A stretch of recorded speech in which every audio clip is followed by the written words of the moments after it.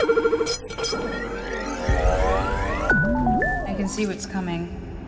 Chantel, I would like to ask you, because even though this is second season for All Mankind, but I'm spreading the word to a Latin America audience, so I would like to know your opinion about why the moon now? Why we have to think about going to the moon?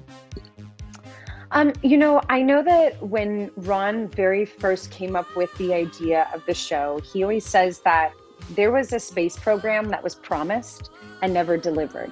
The minute that America landed on the moon back in the 60s, we defunded NASA the next day. So it felt like it was about winning and being first rather than the exploration and what the program could truly do to advance technology, to advance, even on our show, social issues about race or gender. And so I think it was an alternate history in not a dystopian way, but in a hopeful way, in a way that, hey, maybe we could learn from losing, if you will, and it not being so bad. And I think the metaphor is space. The backdrop of our show is the sci-fi, but really, if you go down to like a smaller level, it's about each character and how that affects us and how we can learn from mistakes. Let me state as plainly as I can. The greatest threat the United States faces is posed by the Soviet Union. For me, it was an honest look at the emotional journey that we as humans go through.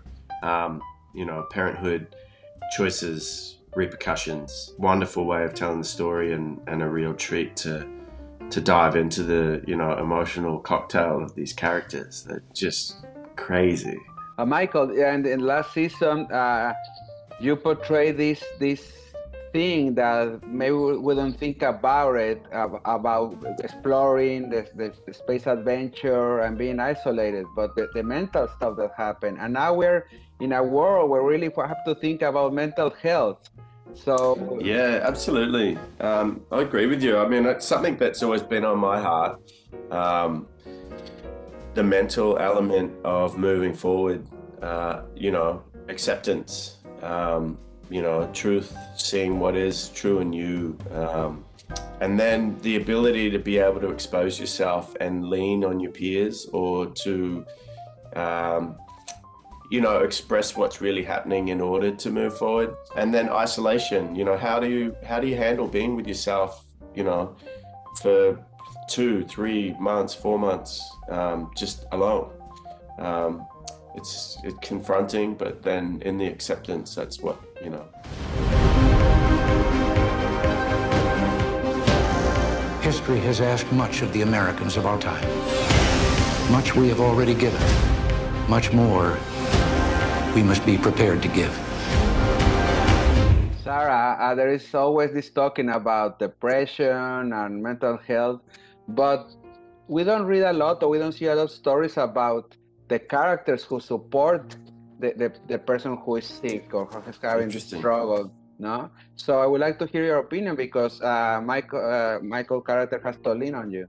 And it's interesting that you bring that up, because I think much like in life, the people that love and care for people that are going through an emotional journey, whether it's trauma, whether it is a mental health issue, whatever that is, that they don't think much of it. They just do it because they love the person and they care about the person and they just want them to be okay. And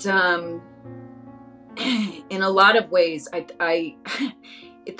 was a very interesting time to shoot that. Because that resonated for me personally a lot. Poignant observation, and so I guess all I can say to that is that I think much like in life, the caregivers don't really think much of it. It's just something that they do and they want to do. There's no going back.